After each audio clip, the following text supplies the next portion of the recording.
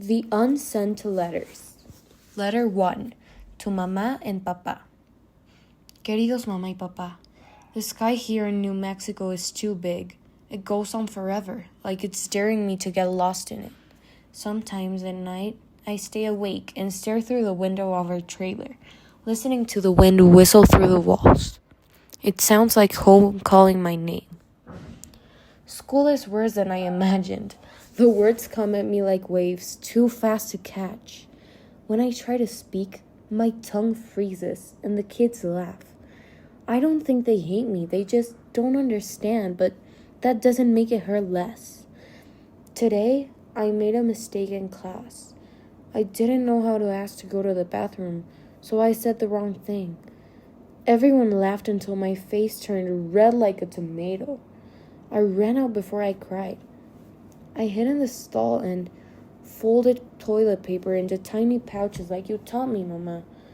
They were thin and fragile, but they worked just fine for all the time I was hiding in the bathrooms.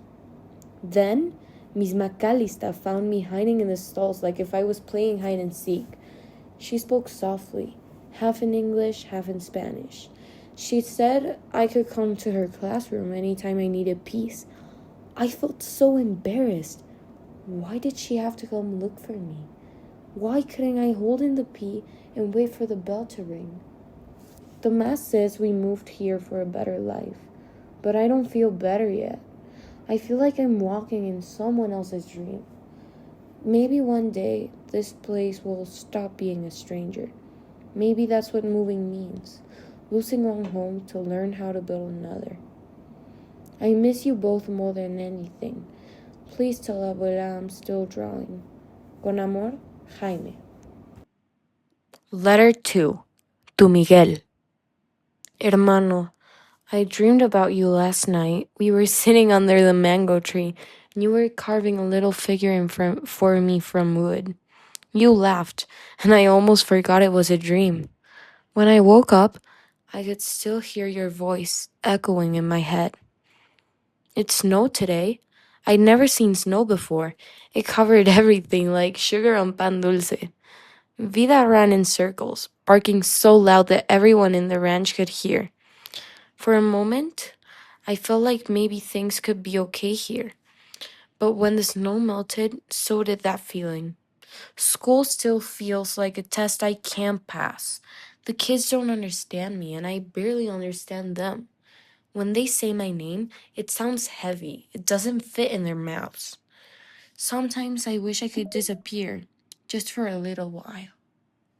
Why did we even move, Miguel? We moved because the Alphas took you away from us, our safety, even Abuela's peace. Tomás says we had no choice. Maybe he's right, but sometimes I think moving isn't about running away. It's about trying to find something worth staying for again. I keep drawing. Miss Macalista says my pictures have soul. Maybe that's because in every line I draw has a piece of you in it. I draw us sitting together, waiting for better days. Te extraño, hermano. Jaime. Letter 3. Tu abuela. Querida abuela, Tomás and Angela told me what happened with the Alphas and how they hurt you. When they said it, my stomach twisted until I thought I might be sick. I wanted to go back and protect you, but he said that would only make it worse. I hate knowing that he's right. Before we left, you guys would say, "You're moving to find peace, not to run from fear." I didn't understand that before, but I think I do now.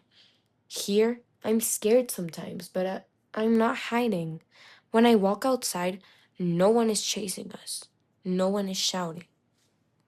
Moving didn't take everything away, Abuela. It took our house, our language, our family. But it didn't take our love. That's the one thing the Alphas couldn't touch. Un abrazo fuerte. Jaime. Letter 4. To myself.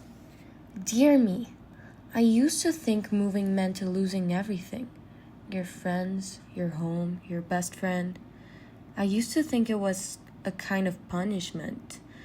But now I see it's also a beginning. Today, Miss Macalista put one of my drawings on the wall. It was one of us from home, the one with you and me. Miguel making tortillas with abuela. She said, "This picture tells a story of courage." I didn't know how to answer, I just smiled. After class, I walked home with Angela. She said she's starting to feel like this place could be home, and maybe she's right.